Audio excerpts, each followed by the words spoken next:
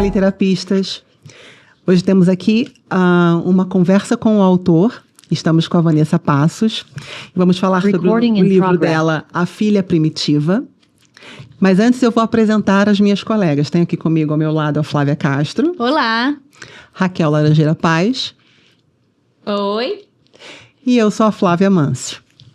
Bom, eu vou introduzir aqui a Vanessa. Apresentar a Vanessa. Vanessa é doutora em literatura pela Universidade Federal do Ceará e cursa pós-doutorado em escrita criativa na PUC do Rio Grande do Sul, sob a orientação de Luiz Antônio de Assis Brasil. Autora de A Mulher Mais Amada do Mundo, Lua Azul 2020. Seus contos venceram diversos concursos literários e foram selecionados para participar de antologias. É idealizadora do programa Formação de Escritores do curso 321 Escreva, além de produzir eventos literários. Pintura das Palavras, sua rede social de promoção à escrita criativa, alcança milhares de pessoas, desde profissionais até aspirantes a escritores. A Filha Primitiva, ganhador da 6ª edição do Prêmio Kindle, agora publicado pela editora José Olímpio, é seu romance de estreia. Nas redes, pode ser encontrada nos perfis Vanessa Passos.escritora e Pintura das Palavras. Muito bem-vinda, Vanessa. Obrigada por estar aqui conosco. É uma alegria poder estar aqui com vocês todos. Eu sou apaixonada pelo trabalho de vocês, de fomento à leitura, fomento à literatura brasileira. E para mim é uma honra poder estar aqui. Que bom. Que bom. A gente vai começar aqui com as perguntas que são perguntas... Vamos. Vanessa, nós estamos super felizes de ter aqui conosco e queríamos começar, como nós começamos sempre, conversas com o autor, que é perguntando exatamente pelo teu percurso como leitora. Então eu quero saber assim, se tu eras uma criança que lia, quando é que começaste a ler, que livros é que de criança, ou enfim, quando começaste a ler, que livros é que te marcaram? Eu gosto de dizer que os livros, eles foram os meus primeiros melhores amigos, porque eu era uma menina muito tímida. Então, é engraçado porque hoje a gente nomeia muitas coisas, mas naquela época não, né? Então, eu tinha fobia social. E aí o que acontecia é que eu me escondia na biblioteca da escola. E lá eu fui conhecendo os meus primeiros melhores amigos, assim, e a própria curadoria do que eu ia lendo era feita dentro desse meu processo de isolamento. Eu ia passando, assim, os dedos pelos livros, olhando os títulos, olhando as capas, e é muito interessante nesse processo porque... Eu comecei lendo homens, lendo autores, porque era uma biblioteca, assim, predominantemente masculina. Uhum. E isso é muito comum, né? Porque se a gente para pensar ali nos clássicos e nessa questão, então... eu tive algumas primeiras paixões, assim. Acho que uma que, de alguma maneira, foi de muitas pessoas foi o Pedro Bandeira. Uhum. E eu li A Marca de uma Lágrima, que foi um livro que me marcou muito, porque era de uma garota que escrevia, que também era muito tímida e que tinha uma melancolia, tinha ali uma espécie de depressão. E é muito interessante porque eu ficava espantada quando eu lia, porque eu pensava assim, como uma pessoa que não me conhece, que não faz ideia de quem eu sou, consegue acessar tão grandemente o que eu sinto, enquanto às vezes as pessoas que estavam ali do meu lado, eu não conseguia dialogar, né? Eu não conseguia conversar. Então era muito forte. E eu tive uma alegria de participar da Flipelô e ter a chance de estar com o Pedro Bandeira junto, né? Como legal. Autora e contar para ele, assim, que ele foi um dos meus... das minhas primeiras inspirações, né? E eu brinco que eu digo, eu era aquela personagem da Marca de uma Lágrima, né? Que era aquela menina introspectiva, melancólica e tudo mais. E dentro dessa minha jornada, eu fui lendo muitos autores, assim. Depois do Pedro, eu acho que as minhas duas primeiras paixões foi o José de Alencar e o Machado de Assis. E um comportamento que eu tenho desde muito cedo é assim, eu leio um autor e eu fico completamente obcecada e eu quero ler tudo. Eu quero ler todos os livros. Então, o primeiro que li do José de Alencar foi o Guarani, que era ali um pequeno calhamaço. Não comecei por Iracema, comecei pelo Guarani.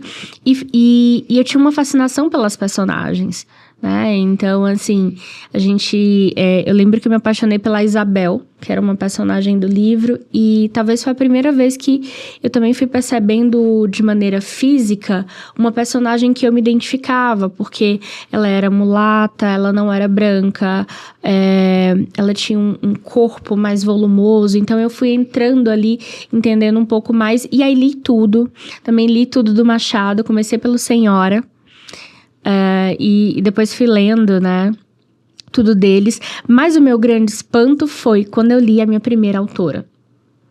Então, assim, no meio desse passeio, né, desse mar de escritores que tinha ali, eu encontrei despretensiosamente a Clarice. E ela é a minha grande iluminação, assim. Então, quando li Clarice, eu não entendi nada, óbvio, na 7ª série, mas eu fiquei tão fascinada que eu falava assim, como que essa autora, que eu não consegui entender exatamente o que ela tá dizendo, e eu começo pelos contos, né? Imagina, ler na 7ª série o Ovo e a Galinha. Mas tinha um assombro ali. Então, e aí teve um ponto de virada, porque eu acho que foi aí que começou a germinar em mim a autora, a Vanessa, que queria escrever, porque eu parei e pensei, eu já tinha lido muitos homens, muitos autores, e eu falei, quer dizer que mulher também escreve, quer dizer que mulheres também podem escrever. E aí eu acho que ali eu comecei a rascunhar timidamente os meus primeiros personagens, depois de ler a Clarice. Legal. A Clarice é um ponto de não retorno. Acho que é um marco. Um antes e um depois, né? Não, eu acho que um pouco você respondeu aqui. Vou aproveitar então para fazer uma outra pergunta relacionada a esse tema de leitura. Que a outra pergunta era: que livros te fazem escrever, né? O que livros você encontrou durante sua trajetória? Porque tem autores que a gente lê, enfim, recebe aquilo, é mais passivo, e tem outros que dão uma espécie de um comichão, né? Você lê e você precisa, de alguma maneira, te coloca a escrever, sobretudo os escritores, né? E aí, primeiro, eu queria te perguntar se você consegue identificar quem são esses autores para você hoje, até autores contemporâneos e tal. E na literatura brasileira, contemporânea, enfim, quem você lê, quem você... foi uma grande surpresa, uma leitura que você gostou muito, que você recomenda, se pudesse comentar.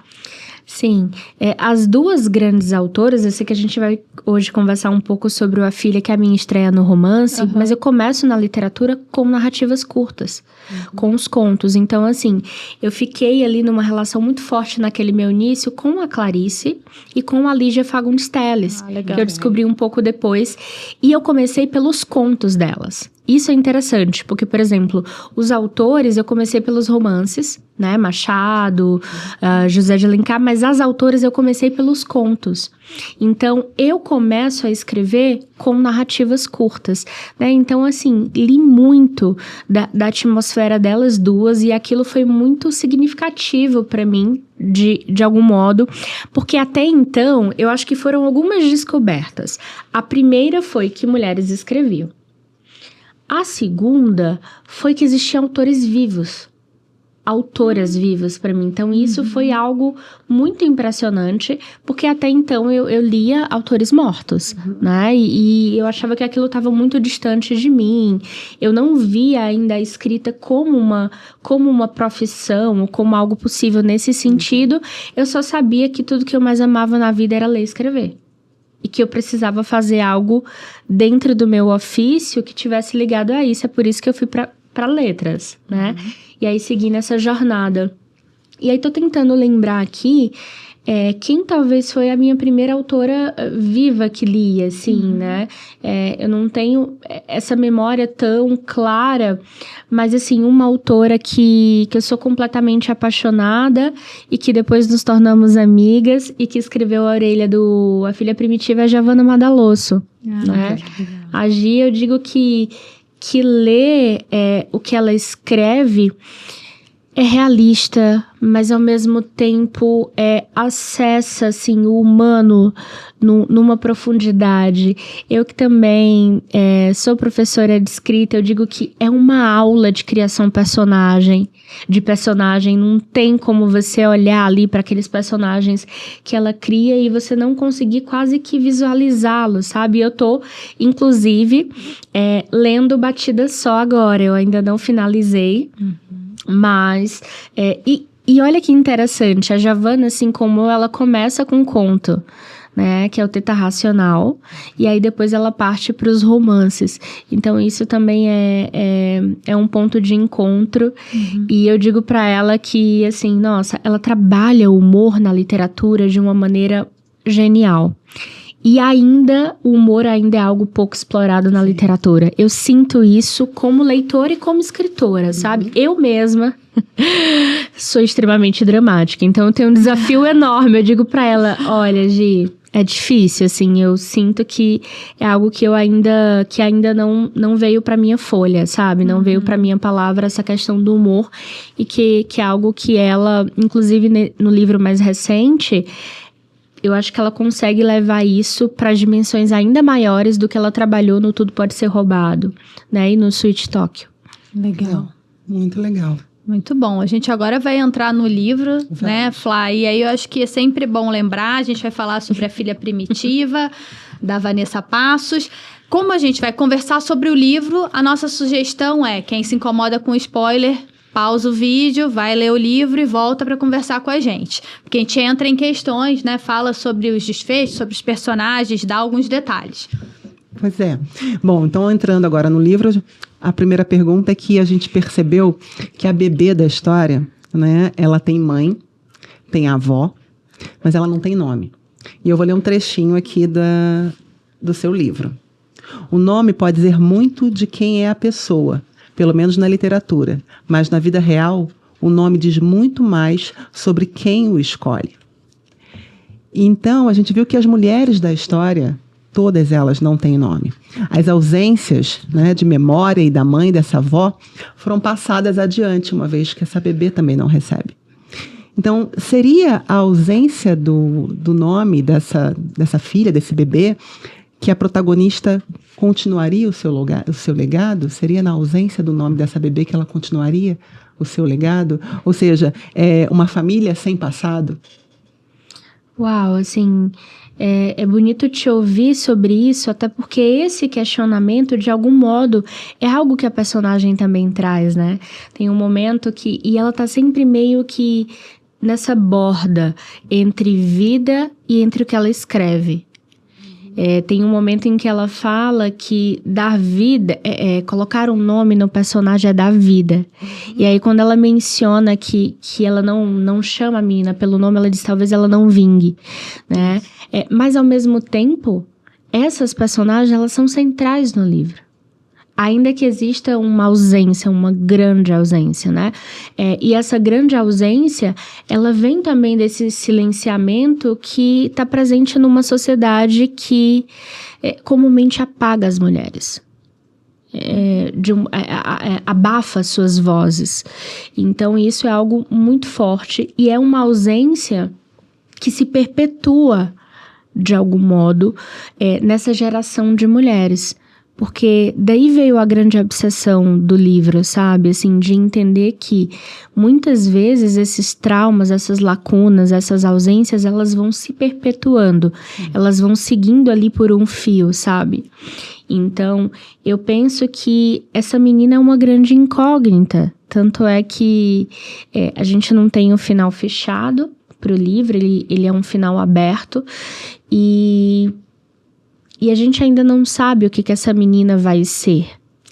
E ela é uma grande incógnita para mim como autora, porque inicialmente ela não existia. Assim, no processo de criação do livro, a priori, existia uma mãe e uma filha. Que era a avó e a mãe, que depois se tornou a avó e a mãe. Porque o que enquanto eu escrevia, eu pensava... essa mãe... que é a grande protagonista do livro, ela só estava no lugar de filha. E as coisas mudam quando você também está no lugar de mãe. Sim. Então, essa menina veio nesse sentido, sabe? Que é essa grande ambiguidade, para ela, inclusive, né? Sobretudo para alguém que não tem clareza da sua essência e não tem clareza da sua identidade. E assim, acho que de algum modo, nós como seres humanos passamos por questionamentos de quem somos, né? Mas ela de uma maneira assim, acho que é levada ao máximo, porque ela não conhece a sua própria história. E é negado a ela essa própria história, né? Então, é um desafio, assim. E muitas vezes eu me coloquei no lugar dela, sabe? Assim, fechando os olhos e tentando me imaginar como aquela menina que tenta fazer aquele trabalho e que tá tudo em branco, aquela árvore genealógica. E que ela não tem resposta, ela não tem foto, ela não tem o menor rastro desse passado, sabe? Quase como se não tivesse existido. Sim. Então, é doloroso também. Talvez por isso eu tenha demorado tanto tempo, assim, para escrever o livro. Sim. Boa. Bom, o interesse pela verdade pessoal, né, dessa protagonista, ele é percebido desde as primeiras frases, desde os primeiros capítulos. Mas a gente percebe que o interesse pela verdade dela a deslocou do caminho em que seria o esperado, digamos assim, né, da filha agradecida pelo esforço dessa mãe, né? Ela mas não a deslocou do caminho esperado por ser uma estudante, por ser uma intelectual, né, a formação dela como intelectual. Então, no estudo, ela detinha o conhecimento e ela foi adiante. Na vida pessoal, não. Então, o que a gente queria saber é que o conhecimento, ele salva? Nossa, que pergunta difícil. Eu estava num clube de leitura semana passada e uma leitora trouxe um questionamento. E assim, eu acho que os maiores insights que eu tenho é quando eu tô nos clubes, porque eles são uma grande revolução para mim, né? E a leitora estava muito indignada, assim, porque a minha personagem, ela, assim como ela é pautada pelo amor e ódio, eu acho que um pouco os leitores também passam por esse mesmo sentimento, às vezes de amor e ódio. E ela falou assim, mas ela tinha conhecimento, ela usou esse termo, Flávia, mas ela tinha conhecimento, ela tinha graduação, ela estava no mestrado, diferente daquela mãe, né, que não teve acesso. Por que ela não conseguia entender que a mãe dela não conseguia falar, que aquilo era tão doloroso? Por que ela não tinha empatia? E aí, eu parei para pensar nisso. Inclusive, eu gosto de pensar muito sobre a ótica da própria personagem. E tem um momento em que ela vai falar, assim, acidamente, que às vezes o estudo não tira a imbecilidade. Ela fala isso é uma palavra dela. Então, assim, pensando nesse conhecimento, eu penso que o conhecimento deu voz para ela. Porque ela é uma mulher que grita, ela é uma mulher que fala o que quer, quando quer, na hora que quer e em qualquer espaço que ela habita, né? Que o corpo dela transita. Mas não trouxe empatia para ela, porque o conhecimento nem sempre ele vai trazer esse caráter humano. Não vai. E posso falar muito da minha experiência, assim, eu fiz mestrado e doutorado em literatura na Federal do Ceará, que é o mesmo lugar aqui, né, onde está o livro, a personagem. Eu fiz pós-doutorado em escrita criativa em Porto Alegre, no Rio Grande do Sul, eu finalizei em 2022, mas eu transitei com pessoas dentro da universidade que, em vez daquele conhecimento humanizar, ele desumanizava. Sabe? Que eram pessoas que, por conta daquele conhecimento, elas sentiam que eram superior a outras pessoas. E eu penso que o conhecimento, ele precisa estar a serviço da comunidade, da sociedade e até de si mesmo, sabe? Mas eu sinto que ela não conseguiu acessar através do conhecimento esse lugar da empatia, porque pessoas feridas ferem. Sim. E o livro é muito atravessado por essa premissa, sabe? De uma mulher que é ferida e de que carrega essa ferida por onde ela passa. Então, é como se ela fosse espraiando essa dor e essa raiva que às vezes ela tem até de si mesma. Sem dúvida. Não à toa existe uma questão de automutilação, existe uma questão ali de muitas vezes machucar o próprio corpo. Sim. Então, eu penso que é ambíguo, porque às vezes a gente pensa assim, o conhecimento resolve tudo, né? Mas eu acho que nada está completamente resolvido, né? Sobretudo quando você não está resolvido por dentro. Sim, exatamente. Não é só de fora para dentro. Tem que ser também de dentro para fora. Muito legal, muito bom. Bom, uma outra coisa que a gente observou é que a protagonista, ela escreve a sua trajetória com a mãe, a vizinha, o namorado e a própria filha, né? Num processo de recordação e criação. Através da ficção, ela organiza os fragmentos de memória que ela possui. O pouco que ela tem ali, ela vai organizando e, ao mesmo tempo, criando a partir deles, né? Através da ficção, né, e dessa organização, ela cria uma história, ao mesmo tempo, impossível de completar, né? Mas, ao final, existe um gozo ali pela vida, no final da história. A gente percebe ali que tem ali um respiro. Um respiro, exatamente, o que eu chamei Talvez aqui. até uma abertura, né? Sim, exatamente. Então, eu fiquei pensando assim, se a gente pode dizer que o que deu sentido à vida dessa protagonista, através da escrita literária, né, foi não encontrar respostas, mas sim formular perguntas, né, através da literatura. Se é isso que essa protagonista entendeu que a literatura nos proporciona. Sim, eu fiquei pensando assim nessa relação entre conhecimento e arte, né? E quando você me pergunta se o conhecimento foi capaz de salvar essa mulher, essa personagem, eu penso que não. Mas eu penso que a arte, ela abre um caminho, um espaço para isso. Porque a arte foi o caminho da empatia que ela começa a ter por essa menina. E é muito bonito aquele momento em que ela tá escrevendo na cama e que a menina tá ali e que tem um momento que ela olha pra menina e a gente não sabe se a menina de fato tá sorrindo, se ela imagina aquilo, né? Que ela fala que ela tá olhando pra ela com cumplicidade. E ao mesmo tempo também a relação com essa mãe, que é a avó, né? Que ela fala sobre contar, que agora é a vez dela contar essa história para ela, porque essa avó criava infinitas histórias, ainda que não, né, jamais imaginasse ser escritora, inclusive por ser analfabeta, mas que ela contava na oralidade, criava essas histórias para esse passado que não tinha resposta. Então, eu sinto que a arte, ela traz esse respiro.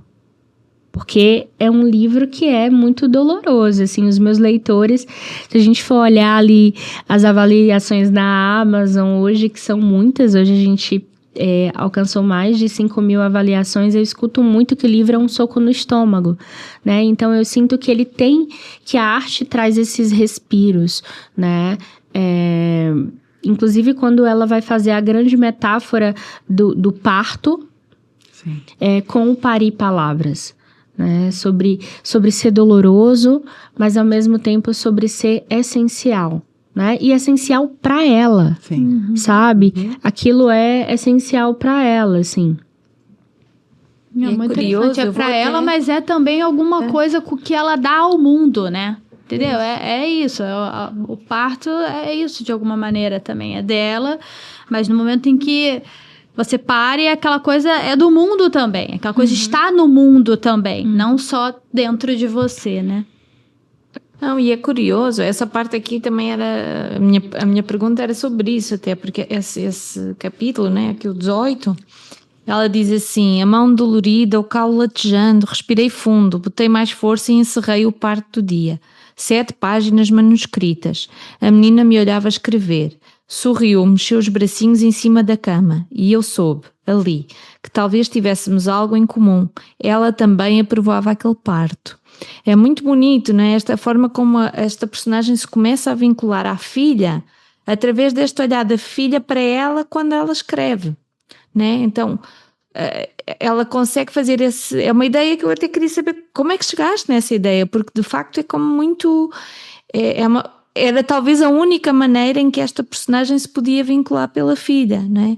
seja, no fundo a filha reconhecendo-a nesse lugar que ela aspirava a estar, não é? É bonito esse laço que se cria pela palavra. Sim, e exatamente isso, esse laço pela palavra e pensando sobre como chegar a isso, né?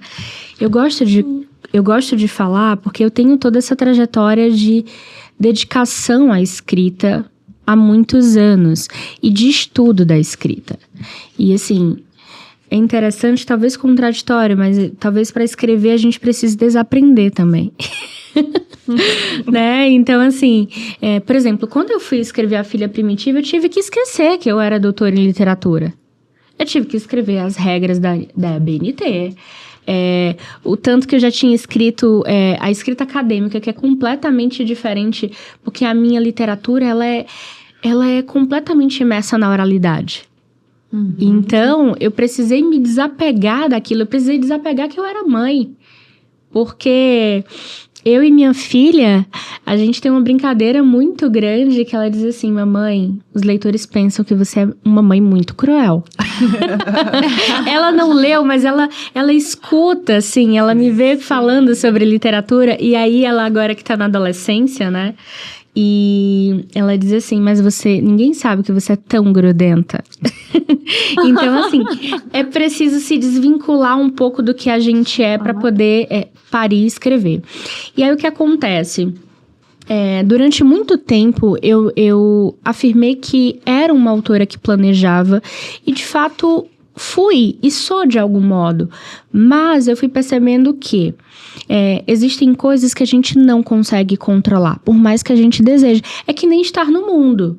A gente se planeja, a gente deseja um controle, mas esse controle não tem nada mais imprevisível do que a vida.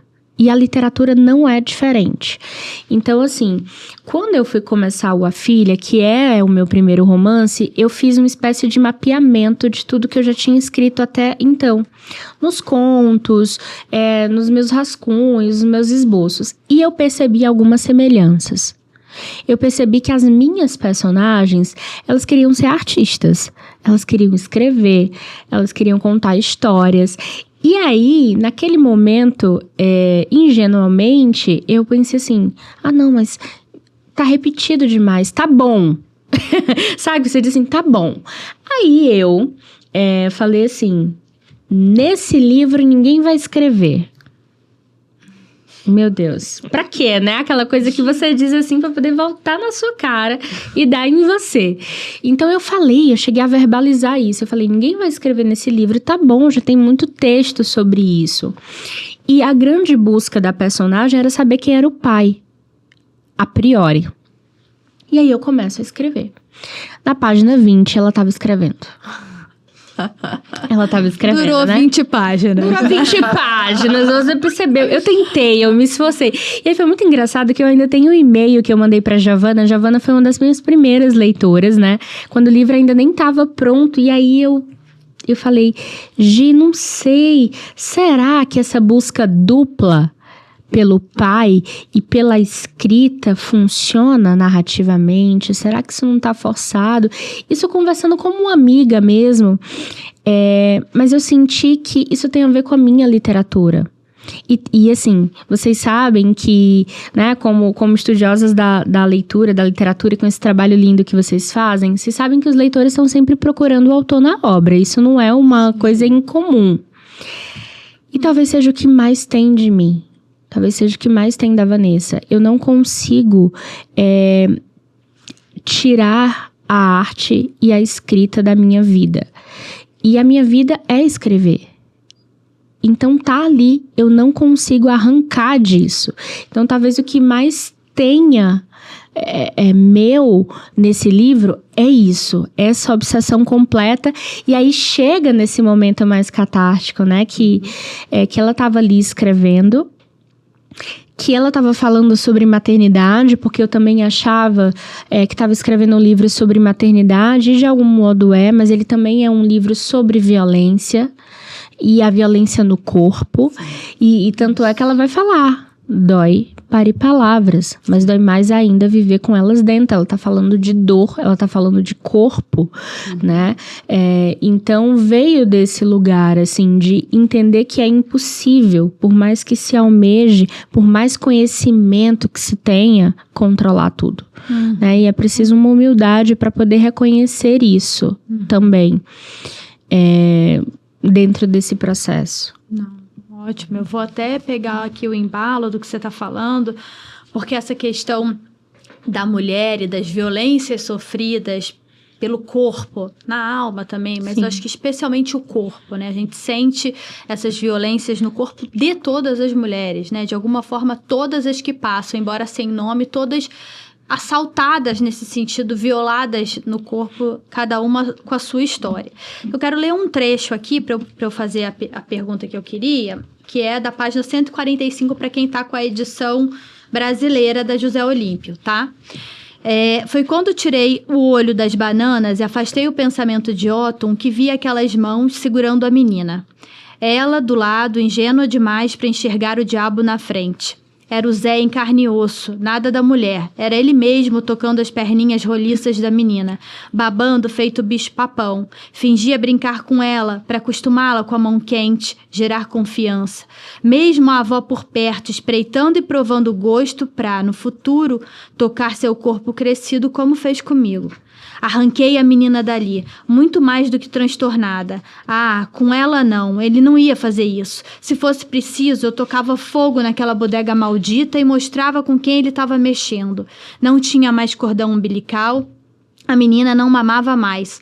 Era a raiva agora que passava para ela de mãe para filha. Não foi o parto, não. Não foi a contração, não. Não foi dar o peito, não. Foi a raiva que me tornou mãe. E aqui eu acho que é uma questão crucial do livro, assim me parece, Vanessa, pelo menos na minha leitura, que é essa raiva que ela tem, que é refletida para a mãe, né, com a mãe, contra a mãe dela, então a protagonista, né, com a mãe, que ajuda com a criança, né, com a filha e com a própria filha, né.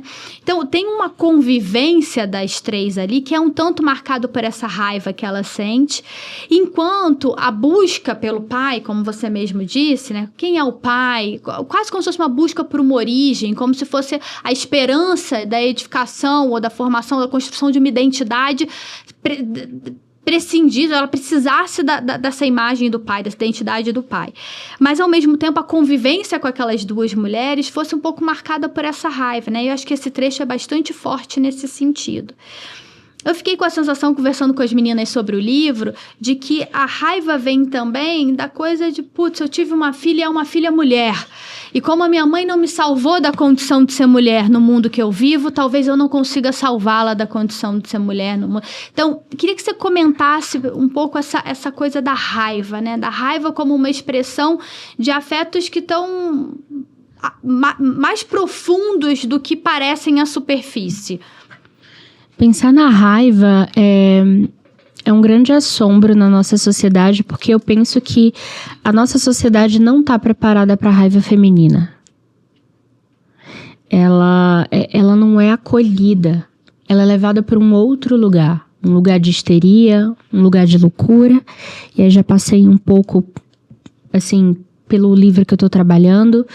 E essa raiva que tá ali, todos nós temos raiva. A diferença é que alguns abrem uma fenda para a raiva sair e outros abafam essa raiva. Então eu sinto que era a grande diferença entre elas duas ali.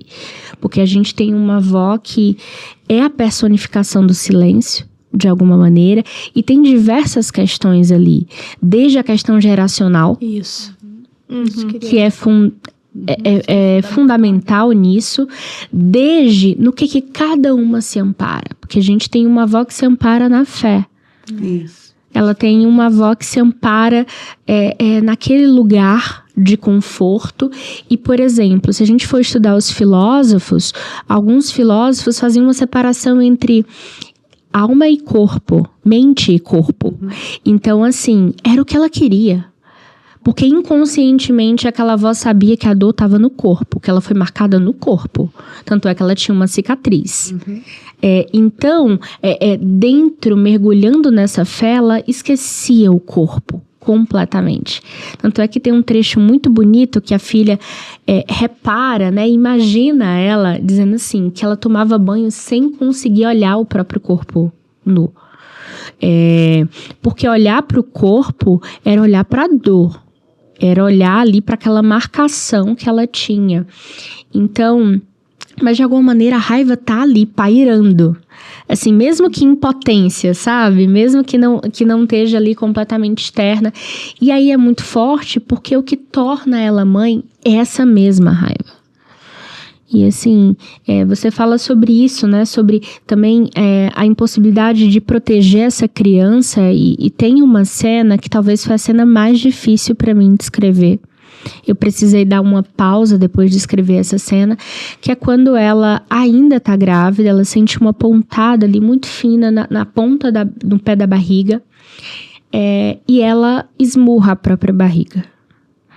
E quando ela faz aquilo, ela diz assim, a menina, quietinha, queria sobreviver. Mas eu queria dizer para ela que era melhor morrer do que vir para esse mundo. Então, assim, ali ela tá falando da impotência que ela tem, enquanto mulher, de cuidar do próprio corpo, quanto mais de um outro ser, né? De um outro corpo. Perfeito, sim. Muito bom. Bom, pegando um gancho agora no que você disse sobre a fé, uma coisa que chama atenção, quando a gente começou essa conversa falando sobre os nomes dos personagens, estando eles ali ou não, né? E a gente viu que a protagonista busca esse pai, né? E depois de tantas insistências, a mãe diz o nome dele. Sim. José.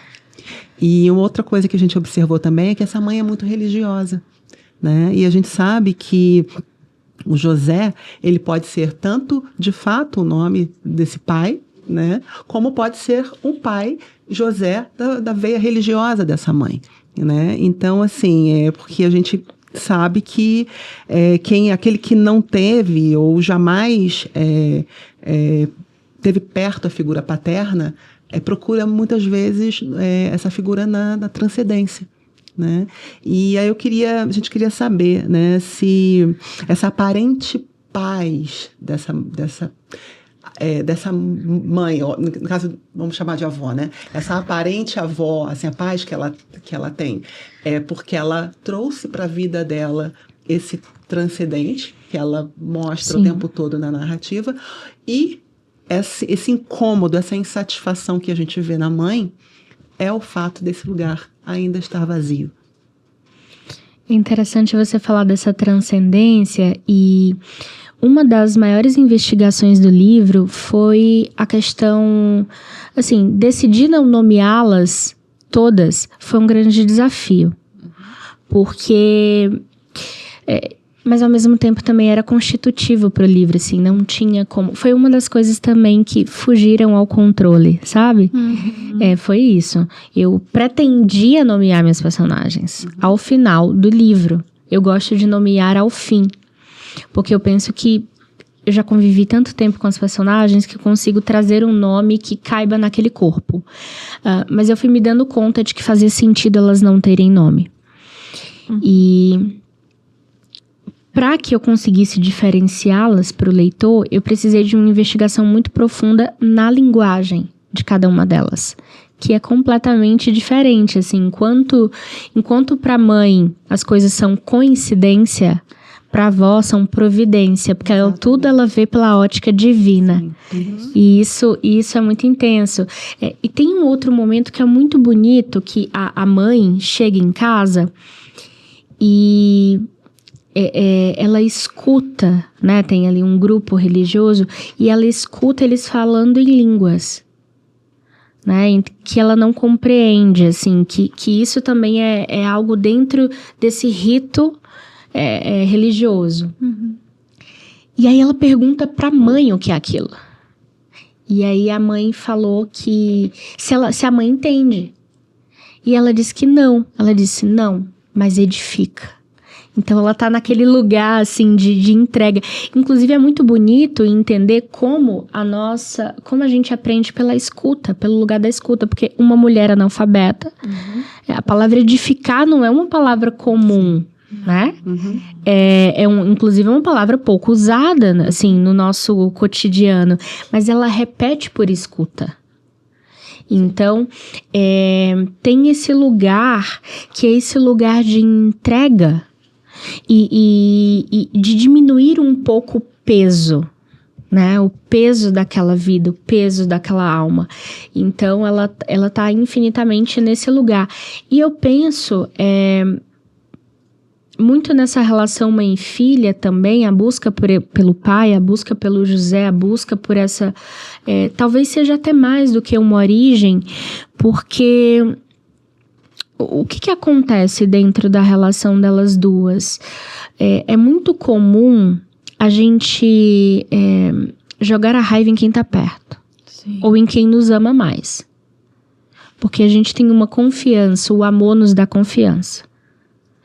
E ela estava ali muito próxima dela, né? A mãe estava muito próxima dessa avó. Uma outra questão, e aí vou pegar emprestado o conhecimento que as minhas leitoras psicanalistas me trouxeram, né? Que falaram sobre o conceito de devastação, no sentido de que em algum momento uma filha mulher precisa se separar da mãe. Ela precisa trazer um conceito de diferenciação. Então, a todo momento, a mãe, ela quer se ver diferente daquela mulher, que é sua mãe, que é a avó. Ela quer se diferenciar. Então, talvez, porque nem tudo se responde, ir para esse lugar do ceticismo é ir para o oposto da vivência da mãe.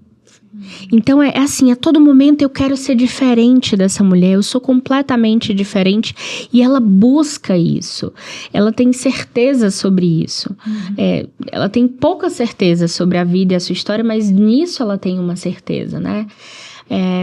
Mas é bonito quando ela se dá conta, e aí volta a Clarice iluminando a minha vida, porque as epifanias claricianas sempre foram significativas para mim, nas coisas pequenas. Não é uma epifania assim que é tiro, porrada e bomba, sabe? Não, é uma coisa cotidiana em que ela ali, sozinha com aquela criança, tendo que cuidar dela inteira, sem ter ideia como, sem lembrar de uma canção de ninar, ela canta como os nossos pais. E aí ela se dá conta de que ela é muito mais parecida com aquela mãe do que ela imagina. Então, assim, é bonito, assim, eu me emociono porque essa música é engraçado. Isso foi algo que pulou do processo de escrita para dentro do livro, porque eu escrevo com música. Então, na feitura do A Filha, eu tinha 2 playlists. Era uma que era toda pautada na raiva.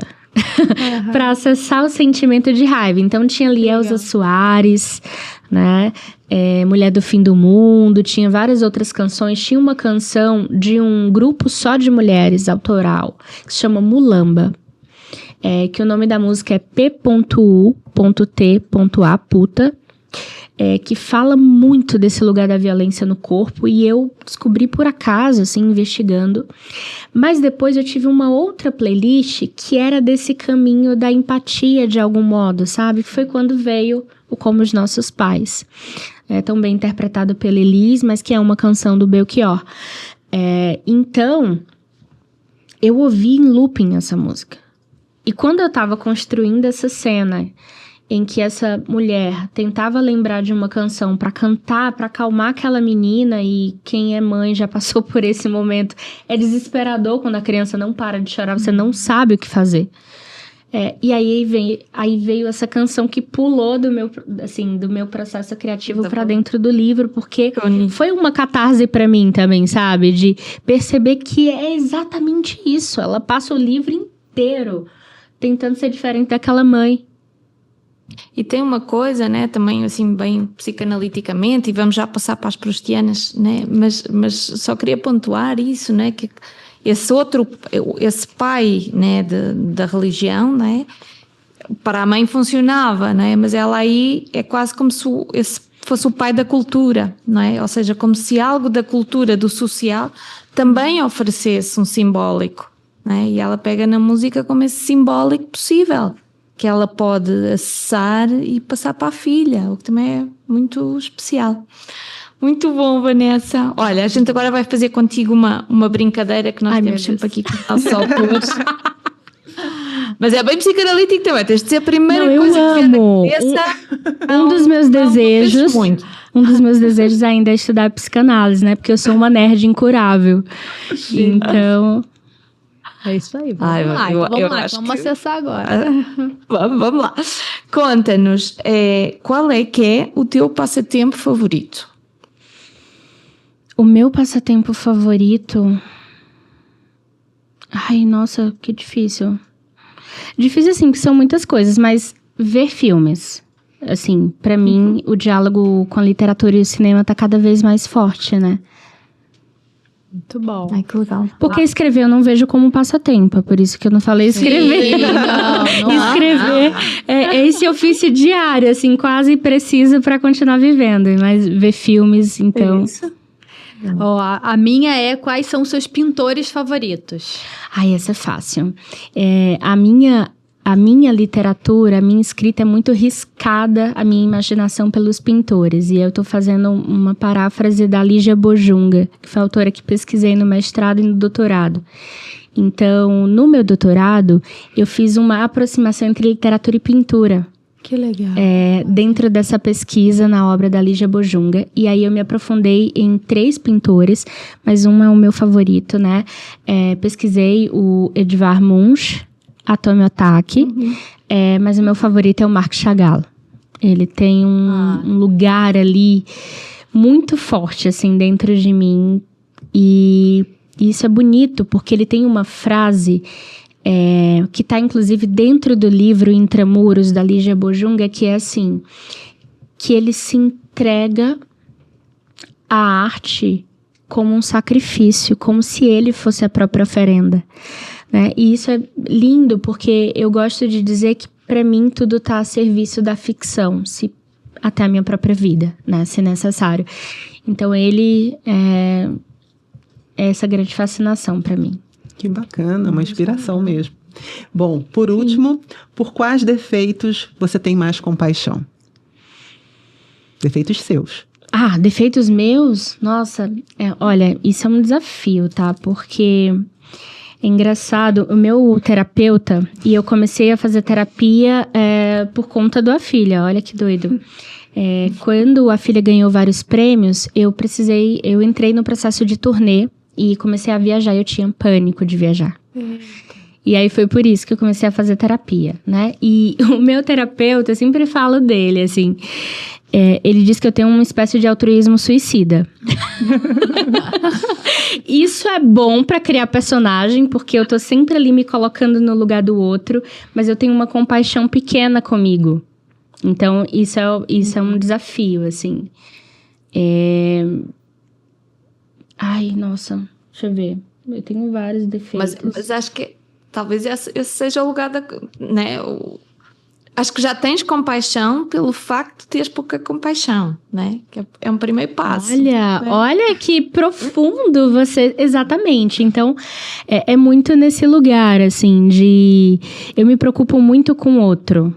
Inclusive, eu estava num clube semana passada e me perguntaram assim, Vanessa, como que você consegue acessar tão forte o psicológico dos personagens? Porque, assim, você entra muito dentro deles. E aí eu trouxe isso, assim, e não é de agora, sabe? Eu sempre fui aquela criança, sabe aquela criança silenciosa que estava atenta ao menor traço no rosto do outro? Tipo, eu parava e ficava assim...